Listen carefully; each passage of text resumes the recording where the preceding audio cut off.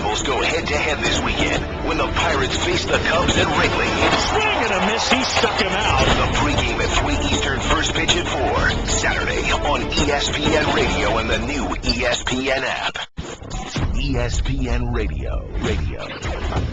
This is the Thundering Herd Podcast. It's the Herd on ESPN Radio. Wherever you may be, however you may be listening, thanks for making us part of your day. Presented by Progressive Insurance. All of our guests via the Subway Fresh Take Hotline. Simulcast on ESPNU. Last night was a shockingly good sports night on a Tuesday night in April. What a night. Wife wanted to kick it. Honey, it is NFL schedule release night. Not interested. Love you, though. So I know that you know that we know that schedules matter. We talked about this yesterday. I don't buy this stuff. It doesn't matter. Everything matters in the league where the average game is decided by 4.5 points. Everything matters. Last night mattered. I thought 2 or 3 teams got a major scheduling edge, and 2 or 3 teams got hosed. Let's start with the AFC. My rule has always been football in this league is overwhelmingly decided post-Thanksgiving. New England September, never as good as New England November. Okay? Baltimore, Seattle, New England. They get better as the year progresses. Okay, that's what happens to Urban Meyer's football teams. You ever notice that? The really good coaches, teams get better late in the year. Ohio State was not a great team September. They were the best team January. That's the way it works with football coaches. The best rise. Those daily meetings, daily teachings, over and over, repetition. So I look at the New England Patriots down the stretch. Last 7 weeks, we'll face one elite quarterback. It's a bunch of Houstons, Tennessees, Miamis, Jets, Buffaloes. One elite quarterback. In what will be a very interesting division now, Jets and Buffalo defensively are elite teams. Miami's got a puncher's shot every year. One elite quarterback. Peyton Manning, for the record, it will be late November. Last 2 years, Peyton has not been as good in cold weather. How about the Indianapolis Colts? Last 6 games, one elite quarterback. In a division, they've got the only star quarterback. Mark it down, that is a 12-win football team. I thought the Baltimore Ravens, in their very competitive division, got a scheduling edge. Last 2 months of the season, November 15th on, faced 2 elite quarterbacks. They've got one and only faced 2. Russell Wilson and Big Ben, and they're both at home in Baltimore. For the record, both those games are 8:30 p.m. games. Good luck beating Flacco, John Harbaugh, and the Ravens 8:30 Sunday night. Good luck with that. Okay? Scheduling edge Baltimore. Conversely, the Denver Broncos, 5 of the last 7 teams they play, elite quarterbacks. Cutler, Rivers, Brady, Ben, Rivers. And the San Diego Chargers in their division, 5 of the last 7 teams they face, have average quarterbacks. And one of their 2 tough games is at home against Denver. So whereas I love Indy, love Baltimore, and love New England in the AFC, because they have scheduling edges late in the year, because November, December decides this league every stinking year. Cowboys have been great in September, October. Okay, New England, Baltimore, Seattle, last couple years, they're great late. San Diego, Denver, that, when I look at schedules, coin flip. For the record, Steelers got no favors. They got to go on the road to face the Patriots and the Seahawks. Plus, Denver, Indy at home. So I looked this morning, AFC, New England, Baltimore, Indy, I'd take them to win the division. Denver, Kansas City, I'll watch their health as the season and the summer progress. Let's go over to the NFC, where I thought one team got absolutely hosed. Carolina got hosed. They faced 9 elite quarterbacks, 5 of the last 6 games, they face Romo on the road, Breeze on the road, Eli on the road, Matt Ryan on the road. That is a brutal schedule in a very balanced division. Meanwhile, Atlanta gets an absolute gift. They're a dome team. They don't have to face a single cold weather game all year. They have to go to New York, but it's in September.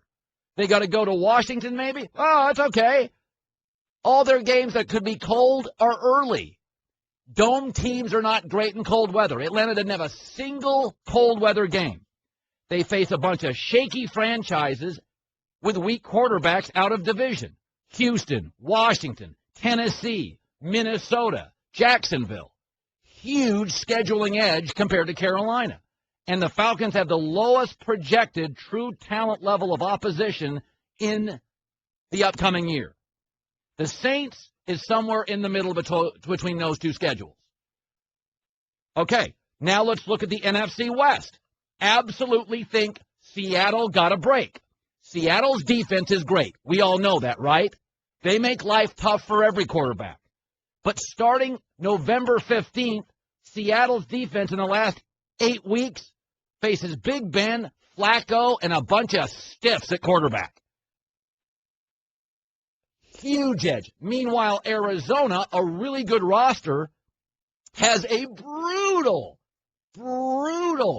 road down the stretch.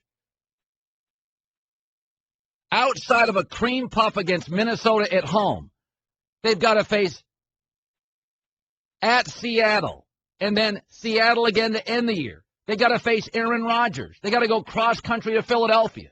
San Francisco and St. Louis may not be great. They face them both on the road. Huge scheduling edge, Seattle and Arizona, Seahawks. Huge scheduling edge, Atlanta against Carolina. Okay, now we go to the NFC East. Nobody's talked about this morning. I thought the Cowboys' schedule is daunting. They have to face 5 primetime games. It's a completely uneven schedule. 8:30. They have to face the Giants 8:30. At the Saints 8:30. Philadelphia 8:30. The Redskins 8:30. The Jets 8:30. They could also get flexed into more national games. That is a brutal schedule that because they're popular, they've got all sorts of night games. Uneven schedule, less prep time. Meanwhile, Philadelphia's schedule is similarly tough. Starting in the second half of the season, at Carolina, at Dallas, at Detroit, at New England, at the Giants. Those are rough roadies against good quarterbacks. And some of the bad teams they play them early. Bad teams don't know they're bad early. They play hard early. But the New York Giants, I thought they got a cupcake schedule. They face bad secondaries with Victor Cruz coming back, Shane Vereen being secured from New England, and Odell Beckham as a star. Eli coming off a great year. They get a perfect bye week at Week 11. Their out-of-conference toughies are Carolina and New England, both at home. They face the Dallas Cowboys on the road, but it's the first game of the season. I'd rather face Dallas at Dallas Week 1 than I would in October or November where Romo's record is great. So when I looked at the NFC this morning, I like the Giants to have a really nice year. I would give them today the division. I would give Green Bay 3 really soft games late in the division. I would give Atlanta in that division a real shot to win it, and I think Seattle's got a scheduling edge over Arizona. So there you go. I thought, and I know a lot of people doubt this. You go look at the New York Giants schedule. You're telling me that's the same schedule as the Arizona Cardinals? Not even close. Not even close. So that's what I saw from it. I'm addicted to this stuff. It really is sad. It's just sad commentary. Colin Cowherd. The Thundering Herd Podcast. People think that Manny Pacquiao and Floyd Mayweather is going to revive boxing. It's not going to be anything. It's going to be a one-off. Boxing's dead. This is the last flame of it. They may have a rematch. But it's like saying if you're struggling with a marriage and you go to Maui for a week with your wife and you get a nap, cocktails at noon, perfect sunsets, pool, you kick it regularly, that doesn't make it a great marriage because when you go home, you have a clogged toilet, stress, bills, kids. bosses on your arse. That's reality. That's your 360 days a year, not the 5 in Maui. The reality is 364 days a year, nobody cares about boxing because we're going to be exhilarated by it on May 2nd doesn't revive the sport. You know, when you go home after Maui, you got to make your own bed. Nobody's putting a chocolate there unless it's your kid who left it and it's smeared all over the pillowcase. So don't take a day and make it a year. That's hockey's problem. You know, hockey, Olympic hockey, there'll be 2 or 3 great games. The Winter Classic, great. There'll be a handful of playoff Game 7s, got to watch. That's 9 days a year. The NFL, there's only about 9 days a year it's not interesting.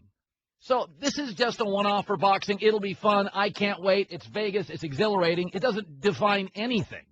It is just a standalone moment in a completely eroded, debilitated sport. He's an NBA exec formerly. He's our friend, Tom Penn, joining us in the herd on ESPN Radio. So it's interesting about the NBA playoffs, Tom. During the regular season, even if you're a general manager, you're at your own team's game. It's hard to watch every game. But in the playoffs, Tom, there's only a handful of games per night. As a general manager, you're watching every minute of these games. So Rajon Rondo can be a pill in January. But if he's a pill last night, I think it really damages his brand and his marketability. I mean, it's clear that he has killed that Dallas offense. What do you do with Rondo now if you're Rick Carlisle in Dallas? Can you save that relationship? Can you trade him, or has he just killed his brand? Good question. Yeah, this is awful, right? He wasn't just a pill. He's a bad. What's the worst kind of pill, like a horse pill? I mean, really, just to tank the game like that, to come out and throw the ball all around the gym, to not make it over half court in 8 seconds. I mean, what point guard does that? And then just all the chippiness and the garbage with Harden that gets you a technical and gets you back on the bench. I mean, look, you don't have time to wait. You know, it's all hands on deck. You do everything you can to try to get it on track. You give him another shot because Rondo at 75% is better than the next option. But then if it's not working, you yank him. So to fixing it, you know, it really gets down these situations. Everybody tends to panic, but there's going to be somebody in the organization that has a relationship with him, and it could be anybody from the equipment manager to Mark Cuban. And anybody in between there who would say, hey, come on, you know, just get him back on track. But he's a prickly character, and, yeah, to his market value, it does cause you to pause a lot more in wondering what you're getting from him and how much money to give him, how many years. Yeah, Tom Penn joining us because, you know, for most of these sports outside of the NFL, we don't watch the regular season like we watch the playoffs. So when Rondo does that in a playoff atmosphere, I mean, every GM and every scout, every top exec in the league's like, yikes, this guy's worse than I thought. Well, it's every owner, too. That's the other thing. More and more owners make these decisions, and now you have every owner hyper-engaged in watching every move. So that's the key there. Boston has 14 picks, a lot of second-rounders in the next 4 years, especially next year. And, Tom, I watch them. I love their coach. I like their teamwork. I like their effort. I like their unity. I like their bench. But late in games, those last 8 possessions, they don't have a star. You ran Boston tomorrow. You know this league. You got all these draft picks. What do you do? Because if you want to beat a Chicago, Cleveland, OKC, Houston, you need stars in this league. You can't do it this way. What do you do with all these picks? You don't need me to tell you this. You know it. You're right. You're exactly right. You got to make a trade for a stud or two. And really, this is what Danny Ainge did back when he went from worst to first. He had a young Rondo. This is back in 2007. If you remember, they were the worst team in the East. They lost out in the draft. They slid in the Yoden Durant Derby, they slid to 5th. And then they ended up having just enough interesting assets to where they could trade some of them for Ray Allen and the 5th pick for Ray Allen. Then they trade the other guys for Kevin Garnett, and they got instantly great and won it. So what's great about this run is that they're on the stage playing well. So these young guys, Sullinger, Olynyk, go down the list. They're proving they can help. And if you're going to give a star to the Celtics, what do you want back? You want hope, and that's the draft picks. Give me as many picks as I can to give me hope of something in the future, and then give me some immediate help that makes me legit And Danny can throw in any of these assets to say, look, you're going to get somebody to be a rotation player. He's proven he's playing well under pressure, et cetera, and get these draft picks. So they're poised now to make a bold move this offseason or next offseason when they got major cap room both years. Finally, I watched San Antonio game 1, and I thought, man, Parker looks old. They look old. Are the Clippers going to win that series? I don't know. I think it's still a 50-50 shot. We've seen them look old before, and then they look brilliant the next time around. They need to get their offense humming. I think Tony Parker's the key to this. Sure, Kawhi Leonard's their best player now, and he must show up. But Tony's got to start going toe-to-toe with Chris Paul and give him a little bit of fist on the other end. Tony's the most experienced, talented guy still on the tail end of his prime, and they need him tonight to step up and lead and perform, and then they're right back in it. So here we go, burying the Spurs again. Don't do it. They'll be back. I think they'll win tonight. Tom Penn, good talking to you, bud. Same here. Yeah, it's really funny about draft picks. I got a bunch of I was just on email checking some messages, and a lot of you are like, Phillip Rivers, you trade him for a first-round pick? Are you out of your mind? If you're Tennessee, like right now, give me the draft order. Put the draft order up. Tampa Bay goes 1. Tennessee is going 2. Jacksonville 3. If I'm Tennessee right now, and I can get Phillip Rivers right now for my number 1, for the number 2 pick in the draft, I would do it in a heartbeat. You don't know what you're going to get with Marcus Mariota. You don't even have any idea. You know exactly what you're getting with Phillip Rivers. In the NFL last year, 12 teams made the playoffs. 10 had Pro Bowl quarterbacks. The 11th team, Cincinnati, had Andy Dalton, who's certainly in the regular season capable. Whatever. And then Arizona was the outlier, where they've got the best quarterback coach, Bruce Arians, in the NFL. Urban Meyer's the best quarterback coach in college. Bruce Arians is in the NFL. And would I give up 2 number 1 picks for Phillip Rivers? Yes. Phillip Rivers, give me Tennessee's schedule right now. Give me the results from last year's games. In the NFL, we know that Aaron Rodgers, Vegas thinks he's worth about 10 points. Tom Brady's worth 7 to 10 points. You go to last year's games with Tennessee. And remember, Tennessee had Jake Locker, who simply can't play at the NFL level. You start looking at Tennessee's scores last year, listen to all these games. Think if you had Phillip Rivers. You lost 27-24, 19-17, 16-14, 29-28.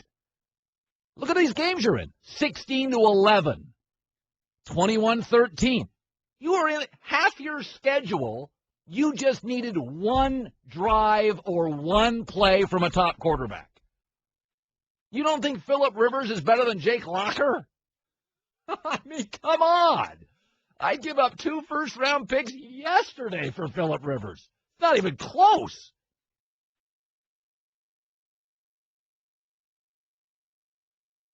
Geico presents Strange Savings Stories.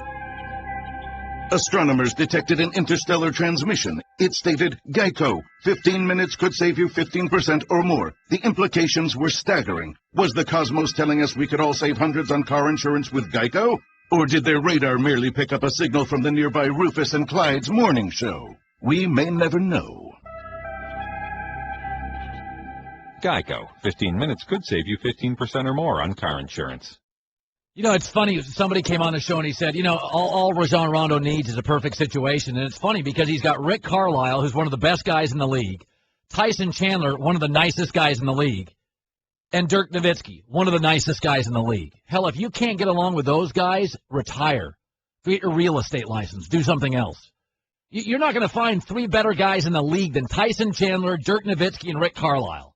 Those guys are the gold standard of guys in this league. They're up there with like Steve Nash, Chauncey Billups, Shane Battier. There's like 7, 8 guys in the league. There's more than that. But there's a handful of guys that are gold standard guys in the league. Nowitzki, Steve Nash, Battier. I love Paul Pierce. Now, Paul Pierce sometimes is kind of a tough guy. And he rubs some guys the wrong way. But, if you can't get along with those guys, you got a problem. It's like marriage. If you're looking for the perfect marriage, good luck with that. You're not going to, my first wife and I were in therapy of our 11 years, 8 of them. We tried like crazy until we finally said, let's be best friends and great parents. But we always knew, marriage is hard. There's no perfect marriage. If you think there's a perfect marriage, then I got news for you. You are delusional. You are delusional. They're sacrifice, they're hard, bills, stress, sleep. They're all good for about 4 years. Year 5, 6, 7, 8, 9, 10. Even the best marriages have rocky years. Yeah, it's not all love and make me an omelet. Here's another Rondo supporter. Jason, you love Rondo. Look, do I love Rondo? Maybe he's not the greatest teammate in the world, but you can't say that the man doesn't have skill. He's fantastic. He was a triple-double machine. He led Boston, mid-season or whatever, early in the year or whatever, and he was on a different squad. Things maybe didn't work out. In a full off training season and everything, things could work out with another team, and he could be one of the best players on the team. He's got incredible skill. You cannot say he doesn't. It's impossible. The guy was great in Boston, and yeah, I understand that things are different now in Dallas, but if he goes somewhere else, he can certainly prove people wrong. The guy's got great talent. Well, yeah, and by the way, the supermodel is smoking, but when she's constantly throwing tantrums, who can be in the room with her? Rondo's Dallas was the best offense in the league. Now they're a train wreck. Boston got better when he left. You got to get over this. It's not all just talent. Now, and by the way, Rondo's not great enough to put up with his crap. He's not that great. He's not LeBron. He's not Kyrie Irving. He's not Chris Paul. He's not Anthony Davis. You'll put up with a lot with Kobe and Shaq in their prime. He's not Dwayne Wade in his prime. Rondo can't shoot. He can't shoot. I like him, but he's past his prime physically. He's an enigma, and he's not that great. How many guys in the NBA would you put up with, like Carmelo Anthony? I would never put up with Carmelo Anthony's garbage. He's on the worst team in the league. How good is he? Even Carmelo Anthony's not great enough to put up with his junk. And remember, the NBA is different than an NFL where you have 50 guys in the locker room. In the NBA, you got 12 and 7 play. You got to get guys that get along. One bad apple in an NFL locker room, you can hide him. A bad apple in a baseball locker room, hockey locker room, you can put him in the corner. In the NBA, a bad apple poisons the apple because you've only got 12 guys and only about 7 really play. It's a whole, it's like if you had a company, let's say ESPN's got 10,000 employees. You could have 100 creeps if you had 100 bad people. So what? You have 10,000 employees. If you have a company of 8 people, 1 creep ruins the company. So when you have a gigantic locker room in the NFL, your offensive guys never hang out with your defensive guys. Practice, game, at halftime, offensive guys go right, defensive guys go left. In baseball, the pitching staff goes down to the bullpen. They're not even physically in the same ballpark. You guys go way out to the different area code. But in basketball, same bench, same guys, 7 play, 1 bad guy ruined. He has ruined Dallas. Everybody, I like talent, but there are so few guys that are really worth. Kobe in his prime, you dealt with a lot of his junk. Kobe was unbelievable in his prime. But I'm telling you, 90% of these guys, I'm not putting up with their junk. Sam, you're in the herd on ESPN Radio. Go ahead. Listen, Dallas does not need Rajon Rondo. Think about it. Stephen, when you got rid of David Lee Roth, Van Halen did just fine. Yes. They're going to be okay. Dump him. Yes. I get when Van Halen had David Lee Roth. Okay, it's like, dude, you're wearing us out. Let's go, Sammy Hagar. Made a lot of money, sold out arenas, did just fine. There are very, very, very few guys I'm going to put up with junk. There are a handful out there. If Anthony Davis had a chip on his shoulder, I'd put up with it. Kobe in his prime, put up with it. LeBron, put up with it. Westbrook's pretty talented. But I'll tell you this, I'll give you another one. Blake Griffin, I wouldn't put up with it. I've said this from the very beginning on Blake Griffin. Great on SportsCenter. You just see the highlights. Watch a game with Blake Griffin. You trust him at the free throw line late? You trust him 17 feet from the basket late? Really? Does Blake Griffin make your team better? He makes your highlights better. But I've watched 4 Clipper games in the last 2 years live. He's never dominated any of them. When Tim Duncan was in his prime, he took over not only games, he took over series. He took over the Western Conference. You couldn't defend him. Michael Jordan had his issues. He punched teammates. He was rough. Michael Jordan took over the league for 6 years. Blake Griffin doesn't take over halves. I think he's super talented, but Chris Paul, to me, has much more influence on outcomes than Blake Griffin. And Blake Griffin's considered a top 10 guy in the league. If he was a pain in the butt, I'd get rid of him. Colin, think about this for Rondo. He's such a head case that the Mavericks are losing to a team dominated by head cases. Harden, Josh Smith, and Dwight Howard.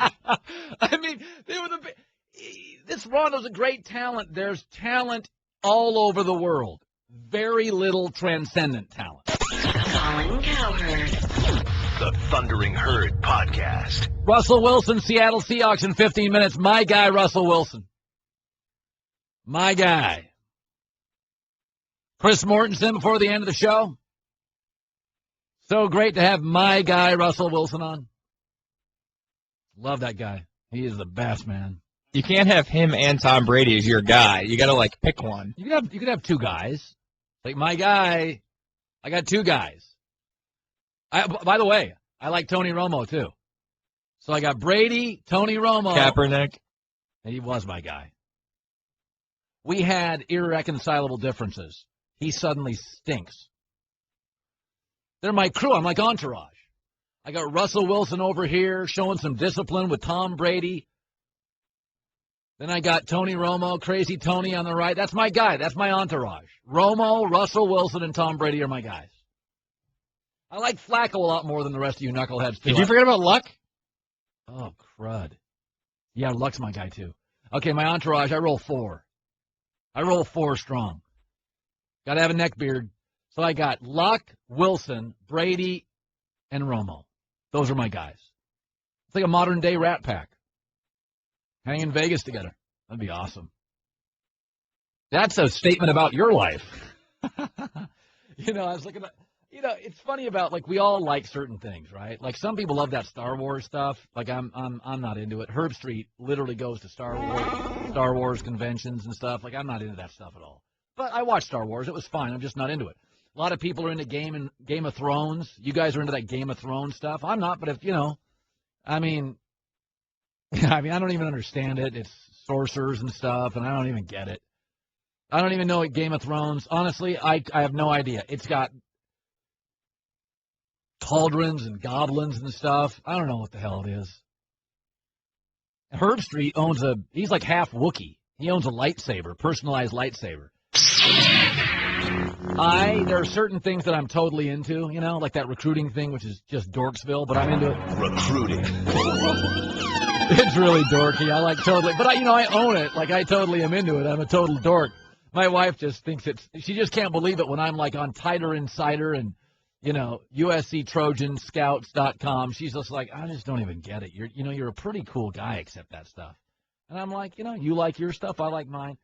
But it's funny because the NFL schedule release, I'm really into. I really love last night. I went, my wife went to sleep, and I'm like, I'm going online. So I went to the NFL Network, ESPN, and I was watching it. It really is funny that if you have a great quarterback in the league, it's funny how it changes your view of everything. Like, think about this. Now think about this. If I said, here, okay, Vince, John, Dan, here are your last 6 games of the year. Buffalo, that defense. At Denver. Crazy Chip Kelly. At the Jets. At Miami. I'm pretty tough. Patriots, Tom Brady. They'll go 5-0. Literally. It's like, oh, that's an easy schedule. No, it's not. Buffalo's got, in my opinion, Buffalo has the best defensive personnel in the league. Buffalo's a tough out. If I got Tom Brady, I'll take it. If I got Geno Smith, I'm getting drubbed 27-3. So, I'll give you another one. Okay, here's another one.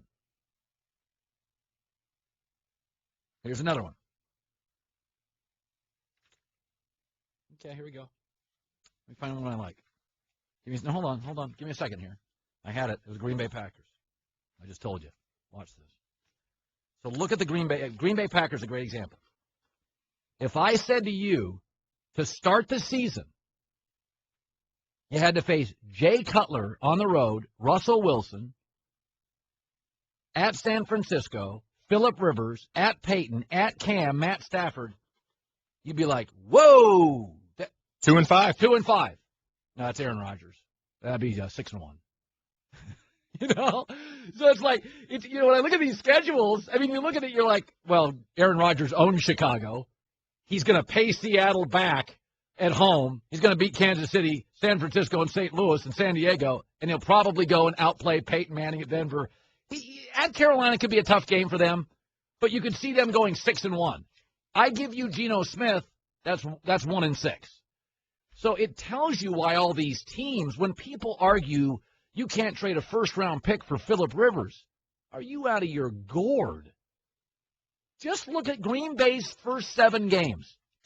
Think about Geno Smith, E.J. Manuel, a variety, Ryan Tannehill, and then put Brady in, Russell Wilson in, or Aaron Rodgers. It reverses the whole win-losses, 6-1 to 1-6.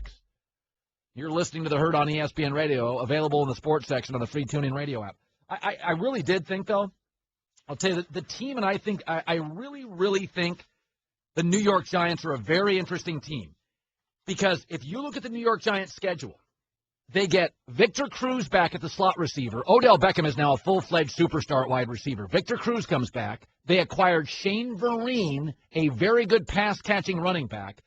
If they draft an offensive lineman, because they're one offensive lineman away from being pretty formidable, Larry Donnell at tight end. You start looking at the New York Giants schedule, they face some of the worst secondaries in the National Football League. They face some bad secondaries. Miami, Minnesota, Tampa, Dallas. Philadelphia should be better. Washington, Atlanta. You start looking at the New York Giants schedule, they get Carolina, New England out of division, both at home. They get Dallas first game of the year out of the way at Dallas. I'd rather face Dallas first game than I would in October, November. And they get a perfect bye week 11. I thought the New York Giants schedule, to me in that division, I loved the Giants schedule. I thought it went, and remember, Eli had a very good year. Now he's got Vereen, Victor Cruz, and they'll upgrade their offensive line. Very interesting schedule to me. Russell Wilson is going to be around the corner. Good to have him, but we don't get these superstar quarterbacks very often on the show. And he's one of my guys. I was briefly discouraged. He wore his hat on backwards for an event last year. I was briefly discouraged.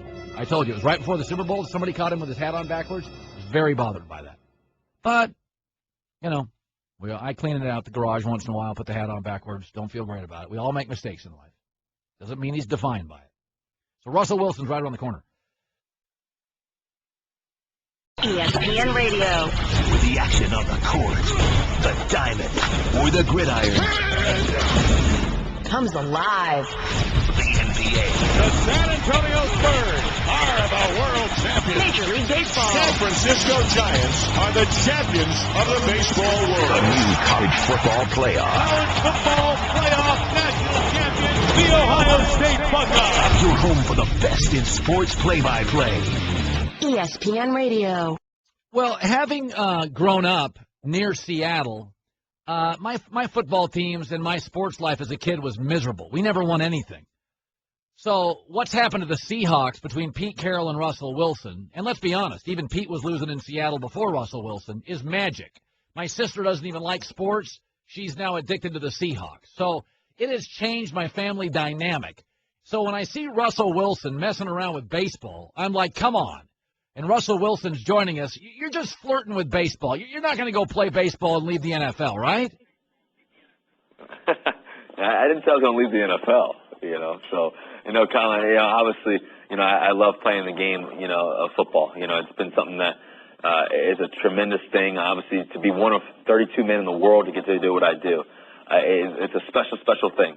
And to I've been fortunate enough we won a lot of football games and being able to, I've been able to play in 2 Super Bowls in my first 3 years. I'm only 26 years old, so it's been a blessing in my life. And, baseball has been something that, it's my first love. It's something that I've played since I was 3 years old, and it's something that's been a lot to me. It was my dad's dream for me to play 2 sports. And so I've never killed the dream. I probably never will. It's something that I think about all the time. It's funny, in the NFL, it's about success. The Seahawks win games, you can complete 65% of your throws. Baseball is about how do you handle failure. I mean, even the best hitters hit 300. Like psychologically, what was more fun to play? What's more fun to play at the highest level, baseball or football? Well, there's a great correlation between football and baseball, especially in terms of playing quarterback and playing middle infield or pitching or hitting a baseball. In terms of playing quarterback, and the mental focus that you have to have, one play at a time, be in the moment, understanding situations, all those things really play into the success of winning football games and winning a lot of football games. And then, baseball has really helped me in terms of the transitioning because you have to be, I didn't hit the best, all the time, but, I always was focused one at bat at a time, one ground ball at a time, and it really prepares you mentally. It's a mentally tough sport, and that's why I have so much respect for baseball players and what it takes to play. It's not easy, and that's why I have respect for the game of football too as well, and that's why I love both. And baseball has really helped me in terms of playing quarterback, to be able to make certain throws and make certain pitches to guys like Marshawn, or to flip the ball a certain way, or to do certain things, and to be able the escapability and still throw the ball on the run and make plays. That's where baseball really comes in handy. It's amazing if you think about your life. You're a star in America. You're the most popular merchandise seller as of yesterday in the National Football League. You've got a Super Bowl, but yet you haven't made the big money yet. Yet you had to wait into the 3rd round to get drafted. A lot of these guys like Tom Brady and Aaron Rodgers, they develop this chip on their shoulder that lasts forever. But when I hear you talk, despite 3rd round, despite not making the big money yet, I never sense a chip on your shoulder. Is it there somewhere that drives you every morning? What drives me? I think you have to be a self-motivator. I've been fortunate enough to do a lot of special things in my life. Ever since I was a young kid, and I've been fortunate enough to have a great family and a mom and dad that constantly drove me, not just in sports but in my education as well.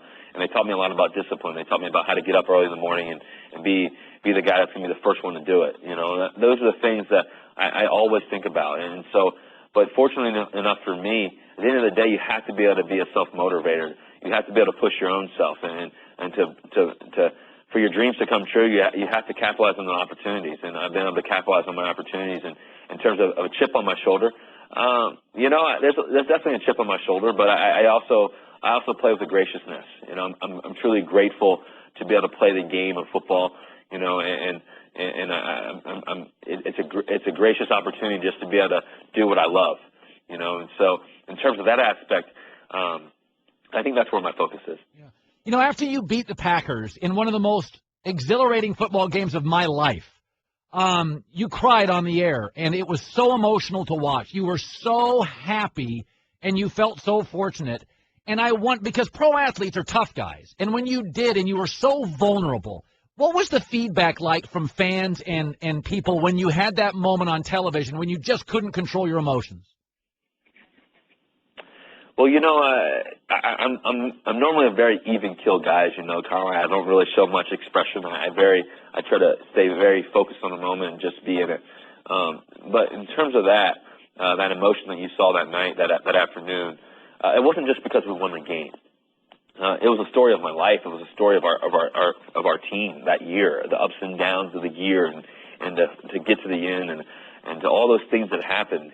But it's also a story of my life. The first thought I thought about was God, obviously, but also, my dad, my parents, the way that they raised me, the opportunities that they gave me, the opportunities and the belief that they had in me during those opportunities that I had.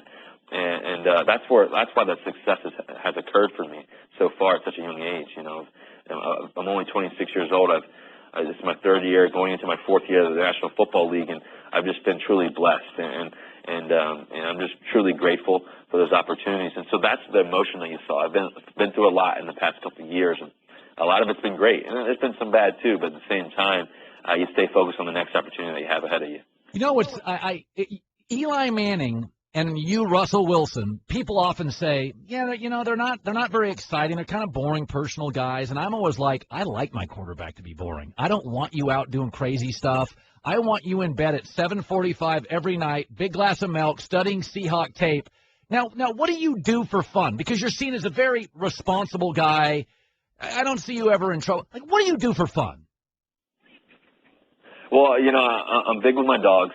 You know, I have two Great Danes. You know, I have Prince, who's a black Great Dane, and really Mantle, and then I have another Great Dane. Her name's Naomi. So 3 years old and 1 year old. So to have those two, they're two horses. So that's something that I have to deal with every day, and it's been a great thing for me.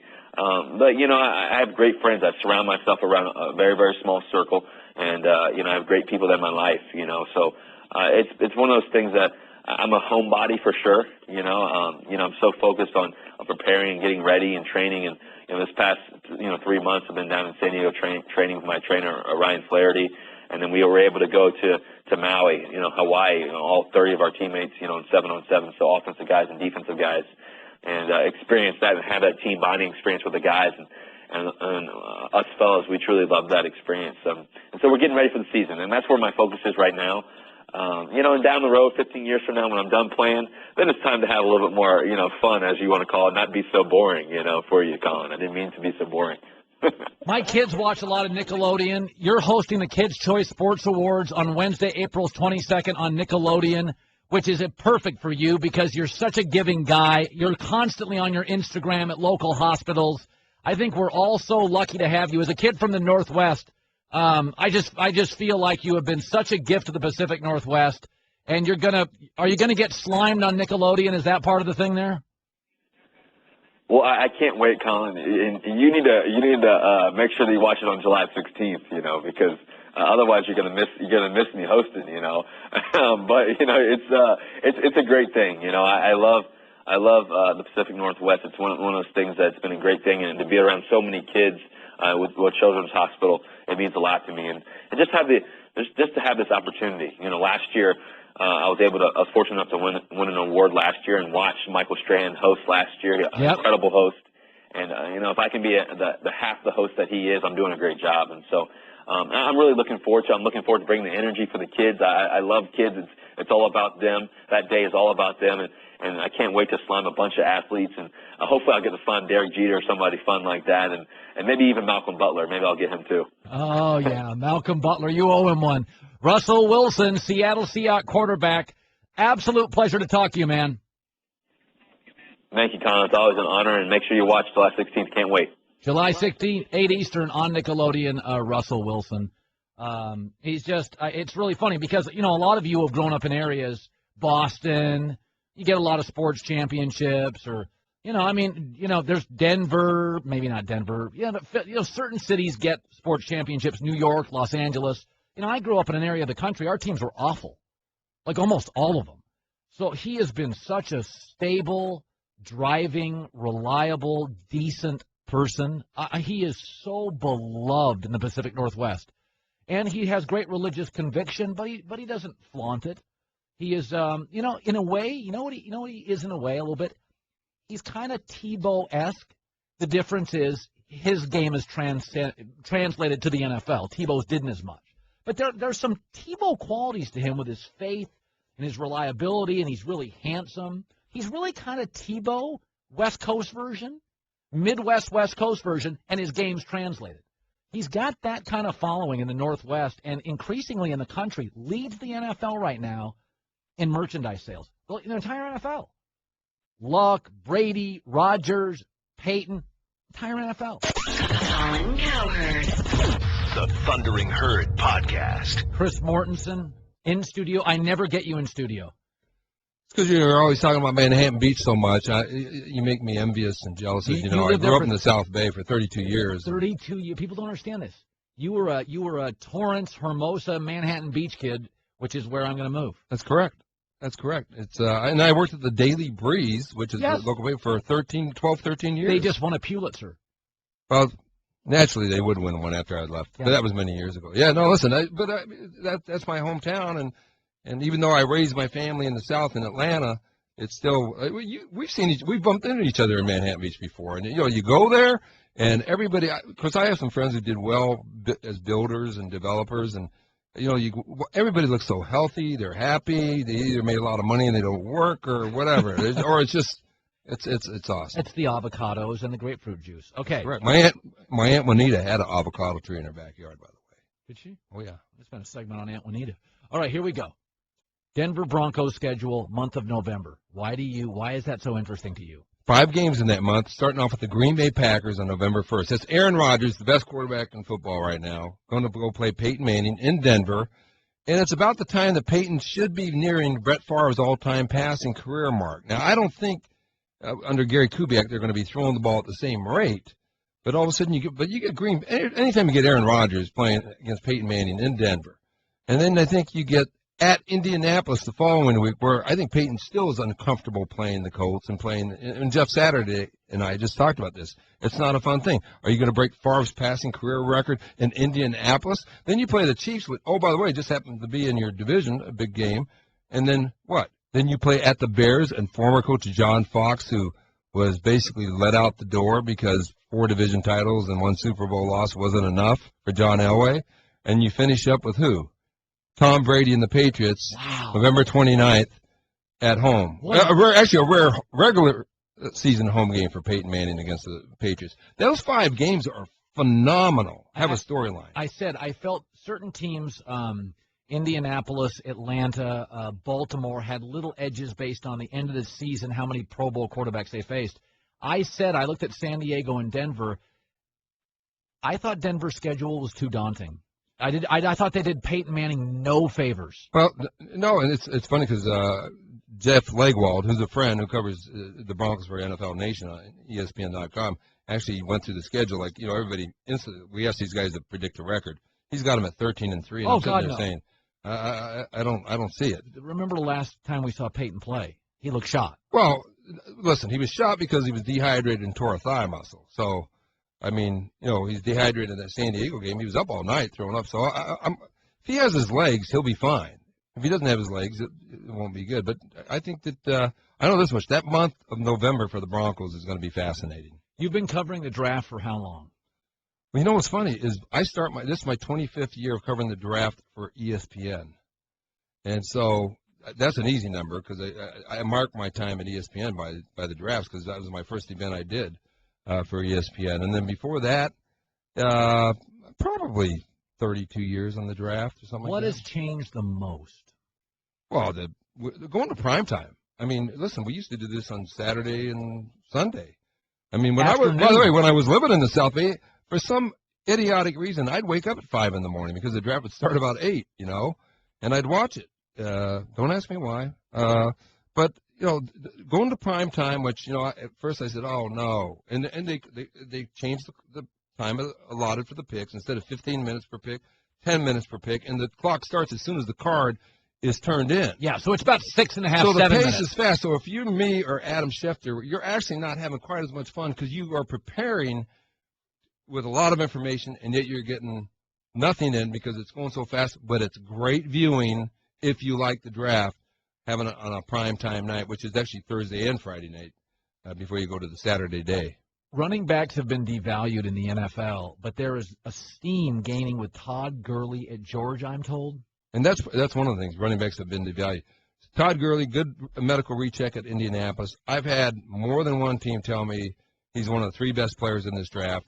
I had one team tell me that they've got him as the 2nd best player in this draft. That team's picking fairly high, and they're willing to wait on the ACL tear. Now, his ACL tear, that's all it was. Everybody says that's all it was.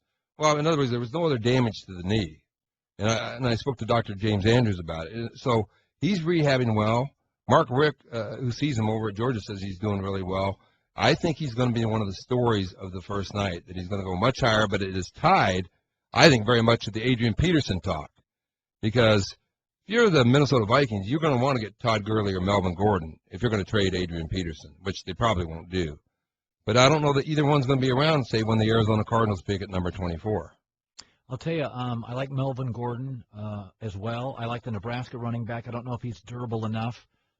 I know the running back position doesn't matter, but there's 3 guys I really like, all those guys, and I think, obviously, Todd Gurley, when he was healthy, in the SEC, was dominant, was completely took over games. It's the first time I've heard more than one scout say, he's the best thing we've seen at that position since Adrian Peterson came into the league in 2007. He was in the SEC. He dominated the conference. By the way, just at least a final thought. Steve Keim is now the general manager of the Arizona Cardinals. He was the personnel director, or college guy there in Arizona when they picked in 2007 and took Levi Brown over what would have been his choice, Adrian Peterson, who went number 7 to the Vikings. So there's Keim now in charge of the Cardinals personnel department, and if he could get him, he'd do it, but it's just going to be a tough one to pull off. Herd brought to you by Ferguson. 60 years, been the name for pro contractors. Put them to work for you at Ferguson.com. One last question. You know the South Bay. You know the inner workings of Southern California. Stan Kroenke bought all that acreage by the Forum.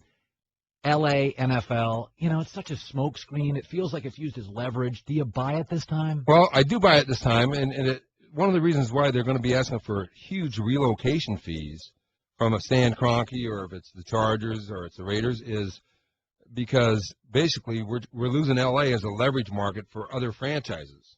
So the relocation fees are going to be enormous. What does that mean? That means, hey, you're going to have to pay every team. You're going to have to pay $500 million just to relocate to L.A. Because not only are we losing L.A. as leverage, you are also going to triple the value of your team instantly once you move to L.A. No question. But I do think it's happening. Tell you what, they don't treat Jacksonville very well. Did you see that schedule? Listen, it's embarrassing. Gus Bradley's a really good guy. They're going to get the dude fired. It's awful. Weeks 3 through 10, they play one home game. Yeah, I mean, and London is their fault because the owner, Shad Khan, wanted to go to London consecutive years. But bottom line is Gus is such a great guy, but right now he's under fire. This is the year. Oh, and by the way, I think that team plays as hard as you can play. They do. They have been so bad at quarterback in a league, you can't be bad at quarterback. Good seeing you, bud. All right. Marcus, Manhattan. Thank you. Marcus Mariota, Oregon's quarterback, will be joining us on our show tomorrow. We had Russell Wilson today. I want to thank Mortimer Spice, Chris Mortensen, Russell Wilson, Tom Penn, Damian Woody all stopped by the show. Nice effort today. I'll put the podcast on my Twitter account here within the next hour. Stanzik, hear that? A little pressure. Get her done. Get her done. Working right now. The Herd. Check out The Herd with Colin Cowherd weekdays from 10 a.m. to 1 p.m. Eastern on ESPN Radio, ESPNRadio.com, and on ESPN News. The Thundering Herd Podcast.